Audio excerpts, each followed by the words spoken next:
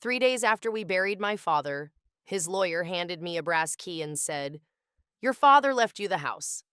I almost laughed. My father had rented the same two-bedroom apartment for 27 years. He complained about property taxes on houses he didn't own, fixed other people's fences for extra cash, and once borrowed $800 from me because his truck needed a new transmission. He had never owned a house, but the deed in front of me had his signature on it. My name was written beneath his, and the address was only 40 minutes from where I grew up. There was just one problem. When I drove there that afternoon, the address didn't exist. Between number 214 and number 218 was an empty patch of woods. No driveway, no mailbox, no ruins, nothing.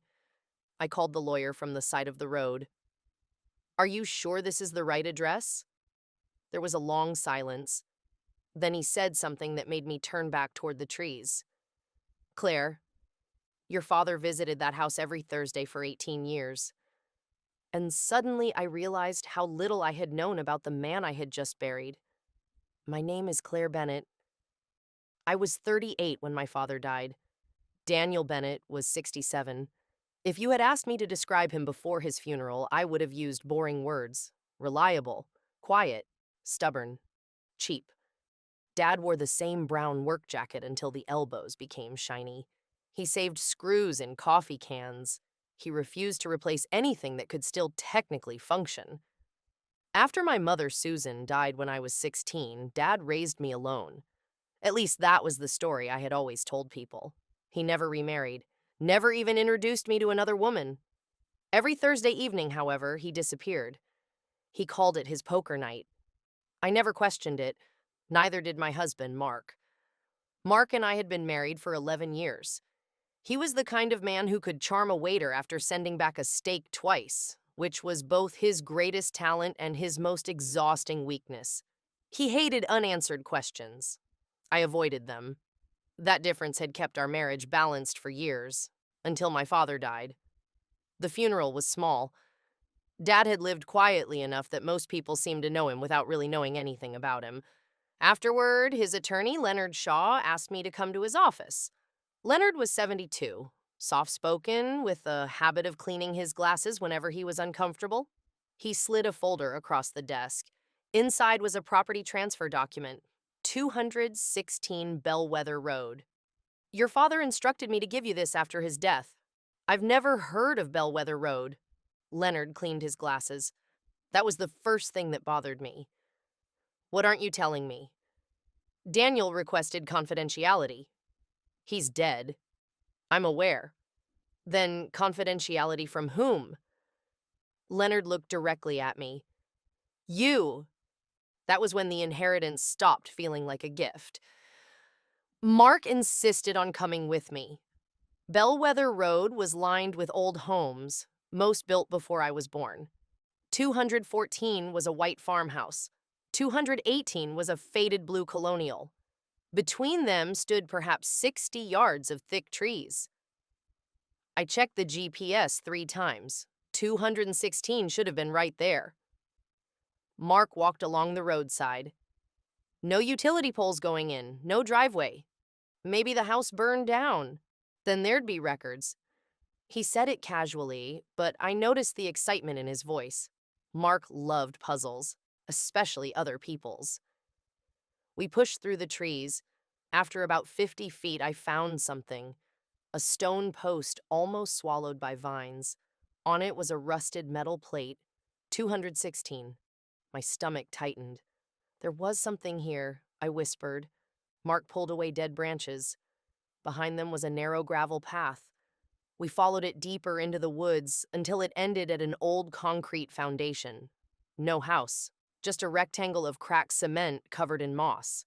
Then Mark noticed a metal ring embedded in the ground. We pulled together.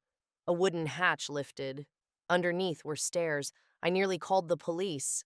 Instead, I went down. The room below smelled of dust and damp wood. There was no furniture, only shelves and photographs, hundreds of them. My father was in almost every picture. But so was a woman I had never seen before. She appeared beside him across decades. Young, middle-aged, older, sometimes laughing, sometimes holding his arm. And in several photographs, standing between them, was a little girl. Mark picked up one picture. The girl looked about 8. He stared at it, then at me. Claire, I know. The girl had my eyes, but she wasn't me. Her name was written behind one photograph. Emily, age 9. I sat on the concrete floor. My first thought was embarrassingly simple. My father had another family. Suddenly, every Thursday made sense. Poker night, 18 years, the secret photographs, the hidden property. Mark crouched beside me. You should call Leonard. I did. He didn't answer. Then Mark found a stack of envelopes tied with string. Every envelope was addressed to Daniel Bennett, 216 Bellweather Road. The return name was always the same, Margaret Hale, the woman in the photographs. I opened the newest letter. I knew it was wrong. I opened it anyway. Daniel, Emily is asking again.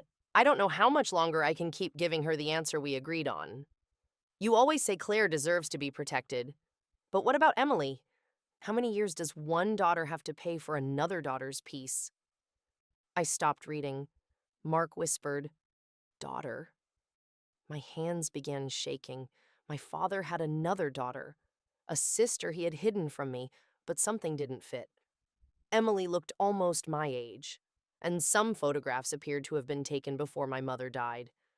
If Dad had been seeing Margaret while Mom was alive, then the man I had spent 22 years grieving alongside had been lying to me about far more than poker. For the first time since his death, I wasn't sad. I was furious. Then I found a photograph dated June 1998.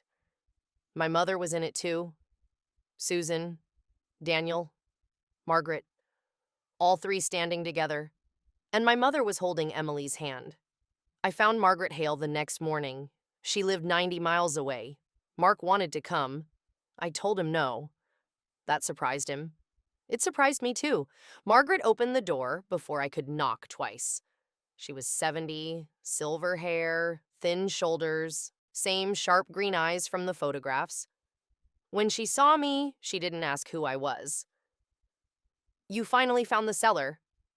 Not who are you? Not can I help you? She knew. Who is Emily? Margaret's expression changed. Come inside. No. Claire. Was she my father's daughter? Margaret hesitated. That hesitation answered me. I turned away. Then she said, Daniel wasn't the one who betrayed your mother.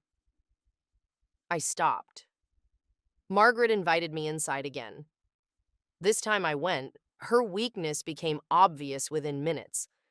Margaret justified secrets by calling them protection. My father had done the same. Apparently, adults could destroy entire families while convincing themselves they were being kind. She made coffee. Neither of us drank. Your mother and I were friends, she said. How close? Very. And Emily? Margaret looked toward a framed photograph. Emily is my daughter. And my father's? No. Relief hit me before shame followed. Then why did you write that one daughter was paying for another daughter's piece? Margaret folded her hands. Because Emily is connected to you. How? She wouldn't answer. Instead, she said something stranger. Ask Leonard what happened on October 14th, 1998. Why? Because that's the day your father stopped owning the house. I stared at her. What house? 216 Bellweather Road. There is no house. Margaret gave me the saddest smile I had ever seen. There was.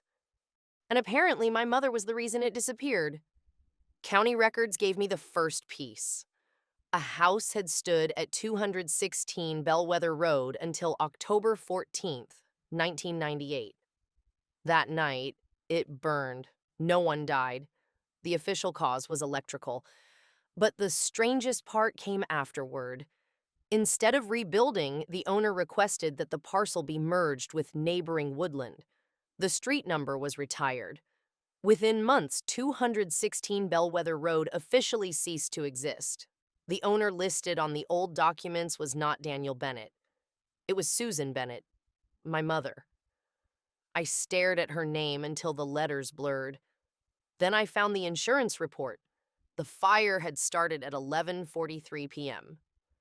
I remembered that night. I was 10 years old. My mother came home after midnight smelling like smoke. For 28 years, I had remembered something I didn't understand. I called Leonard. This time he answered. Did my mother burn that house? Silence. Leonard. There was never proof. That wasn't a no. I drove straight to his office. He finally admitted that my parents had purchased the property together through my mother's name. Then something happened. Something involving Margaret. Something involving Emily. And after the fire, my mother demanded that the house disappear from our lives. Was my father having an affair? No. Was my mother? Leonard looked away. And that was enough to send me chasing the wrong answer. His name was Thomas Hale, Margaret's husband, Emily's father. He died in 2001. The dates seemed perfect. My mother, Margaret's husband, a secret house, a fire, two families destroyed by something nobody wanted to discuss. I became convinced my mother and Thomas had been lovers.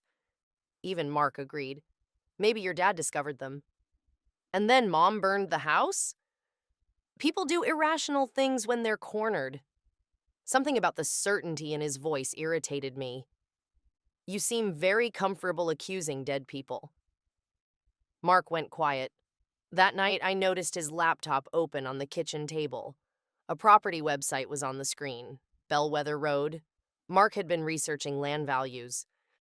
The parcel around number 216 was worth nearly $900,000. Suddenly, his obsession with helping me made sense. Or I thought it did.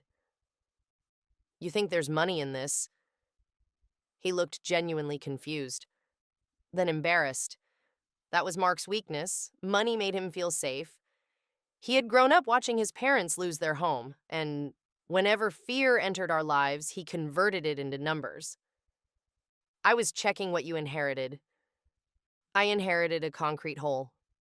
You inherited land rights, maybe. My family's falling apart and you're calculating acreage? He closed the laptop. I'm sorry. I slept in the guest room. By morning, Mark was gone. So was the brass key. Now I had someone new to distrust. Mark returned 3 hours later. I was ready to scream. Instead, he placed the key on the table. It doesn't open the cellar. I know. It opens something else. He had found a small locked cabinet behind one of the cellar shelves. Inside was a cassette recorder and one tape. My name was written on it. For Claire. When I can't explain it myself, we drove there together. For once, neither of us spoke. I pressed play. My father's voice filled the cellar. Older, tired. Claire, if you're hearing this, then I failed to tell you while I was alive. I covered my mouth. I want you to understand your mother before you judge her. And I want you to understand me before you forgive me. Then he told me about the house. My parents had bought 216 Bellweather Road when I was 9. It was supposed to be our new home. My mother chose the kitchen. Dad built shelves in my future bedroom. But before we moved in, Margaret came to them for help. Her husband, Thomas, had a gambling problem, a bad one. He had borrowed money against their home without telling her. Margaret and Emily were about to lose everything. My father secretly loaned Thomas money, then loaned him more, then lied to my mother about it. Not because he loved Margaret, because Thomas had once saved my father's life in a construction accident. Dad believed loyalty meant never abandoning someone. Even when helping them was destroying everyone else, that was his weakness. He could forgive anyone except himself. Eventually, my mother discovered the missing money. Their savings were gone. The house was heavily mortgaged, and Thomas still owed dangerous private lenders. But that wasn't why she burned it. The real reason was worse. Dad's tape continued. Your mother found Thomas inside the house that night. Thomas had broken in. He was looking for documents Daniel kept there. He planned to forge Dad's signature and borrow even more money against the property. Susan confronted him. They argued. Thomas knocked over a work lamp. A curtain caught fire. Thomas panicked and ran. Susan stayed, not to burn the house, to save a box containing family documents. She nearly died doing it. The fire wasn't deliberate. My mother hadn't destroyed the house. She had tried to save it. I felt ashamed for how quickly I had turned her into a villain. But Dad's recording wasn't finished. After the fire, Susan made me promise something. She said Thomas could never come near Claire again. I frowned. Why would Thomas come near me? Then the tape clicked. For several seconds, only static. Dad inhaled. Because Thomas believed you were his daughter. I stopped breathing. Mark looked at me. The cellar suddenly felt too small. Dad continued. He was wrong. But why would he believe it? My father explained. Years earlier, during a separation in my parents' marriage, my mother had briefly become emotionally involved with Thomas. She ended it before it became the life Thomas imagined. But the timing of my birth allowed him to convince himself that I belonged to him. Susan always denied it. Daniel believed her. Thomas didn't. And after his gambling debts consumed his own family, he began talking about taking me away and starting over. That was why my mother wanted every connection severed. But there was one final sentence on the tape. If Margaret has kept her promise, Emily still doesn't know what Thomas did after the fire. The recording ended. So I went back to Margaret. And this time, I refused to leave without the truth. Margaret cried before she spoke. Thomas took money from Daniel again. How? He forged Daniel's signature. How much? Enough to destroy both families. My father could have reported him. He didn't, because Thomas would have gone to prison. And Emily, then 11 years old, would have learned exactly who her father was. So Dad paid the debt. For years. That was why we never had money. That was why he drove old trucks. That was why he rented instead of buying another home. I had spent my childhood believing my father was simply bad with money. In reality, he had been paying for another man's crime. I was angry at him for that, too. Sacrifice sounds noble until you realize the people closest to you are often the ones forced to make it with you. Where is Emily now? Margaret gave me her number. I called. We met the next day. Emily was 39, 1 year older than me. She looked like the girl in the photographs, only harder around the eyes. She knew who I was immediately. Our fathers ruined both our childhoods, she said. Mine was trying to protect you. I didn't ask him to. Neither had I. That was the strange thing connecting us. Two daughters whose parents had made enormous decisions supposedly for our benefit without ever asking what we wanted. Then Emily handed me an envelope. Daniel gave me this 6 months ago. Inside was a deed, not to 216 Bellweather Road, to another property, a small house in Margaretstown, fully paid. Owner, Emily Hale. My father had bought her a home. I should have been furious. Instead, I started crying, because suddenly I understood his strange inheritance. He hadn't left me a house. He had left me a question. Why? Leonard finally gave me the last document. My father had prepared it 2 years before his death. The land at 216 Bellweather Road had never been worth $900,000 to him. After debts and legal restructuring, Dad had eventually regained the tiny original parcel containing the foundation. But he deliberately refused to restore the address. He wanted the house to remain legally non-existent. Attached was a handwritten letter. Claire. You'll probably be angry with me by the time you read this. You should be. I spent too much of my life confusing secrecy with protection. Your mother did it too. Margaret did it. Even Thomas lied to himself until his lies became the only truth he could live with. I don't want to leave you another lie, so I'm leaving you the place where all of ours began. There is one thing beneath the foundation that belongs to you. Dad, Mark, and I returned with Emily. Under a loose section of flooring in the cellar, we found a metal box. Inside were photographs, my childhood drawings, my mother's letters, and architectural plans. Across the top, the Bennett house. There was a drawing of the home before the fire. 3 bedrooms, a porch, a kitchen with the window my mother had chosen, and beside one upstairs room in my father's handwriting, Claire's room. I cried harder than I had at his funeral. Then Emily found one final envelope beneath the plans. It was from my mother, written shortly before she died. Daniel, if I don't get the chance, promise me you'll finish the house someday. Not for me, for Claire. Tell her the truth when she's old enough to understand that good people can do terrible things when they're afraid. And please stop paying for Thomas forever. You cannot save Emily by destroying yourself. She deserves the truth too. Susan, I read the last line again. Dad had ignored her. For 22 years, he kept paying, kept protecting, kept hiding. Not because he was a perfect father, because guilt had become his prison. Then I finally understood why he had left the property to me instead of rebuilding. He didn't want to decide what the house should become. For once, he was letting his daughter choose. 6 months later, I rebuilt 216 Bellweather Road. But I didn't build my father's house. I didn't build my mother's design either. And I didn't move there. Emily and I sold the small house Dad had purchased for her, combined part of that money with my inheritance, and built something neither of our families had ever managed to create. A modest 2-unit home. Margaret moved into one side. Emily took the other. The upstairs room marked Claire on my father's original plans became a guest room. Mine, whenever I wanted it. Mark initially thought I was insane. Then he surprised me.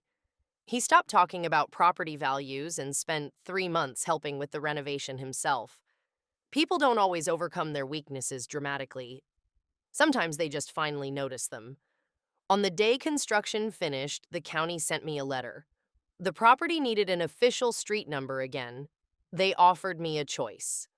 Restore the historical address, 216 Bellweather Road, or receive a new one. I stared at the form for a long time. Then I checked the second box. The house my father left me would officially never exist again, because I finally understood something he never managed to learn. You don't honor your family by preserving every piece of its past. Sometimes you honor them by refusing to rebuild the same house. The new address became 220 Bellweather Road.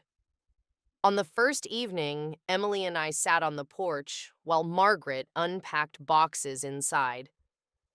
Emily looked toward the trees. Do you ever wonder what would have happened if they'd just told us everything? All the time. Would our lives have been better? I thought about my father, my mother, Thomas, Margaret, even Mark. Every one of them had lied at some point because the truth threatened something they were afraid to lose. Money, family, pride, love, a child's respect. I don't know, I said. Emily nodded. For once, neither of us needed an answer. Then she smiled. So technically, your father left you a house that doesn't exist? I looked at the lights glowing through the windows behind us. No, I said. He left me the chance to build one that never had to. And that was worth more than any inheritance. For years, I believed family secrets existed because someone was evil. I learned that sometimes they begin with something much more ordinary. Fear. One person hides a mistake. Another hides the reason. Someone else lies to protect a child. Years pass, and eventually nobody remembers where protection ended and deception began. My father loved me. My mother loved me. They also made choices that hurt me. Both things can be true. Maybe growing up isn't discovering that your parents were heroes or villains. Maybe it's discovering they were simply people and deciding which parts of them you want to carry forward. My father left me a house that didn't exist, but the real inheritance wasn't the land. It was the truth buried underneath it. And what I chose to build after finding it belonged entirely to me. If you were Claire, would you have rebuilt the original house and kept 216 Bellweather Road, or erased the address forever and started over?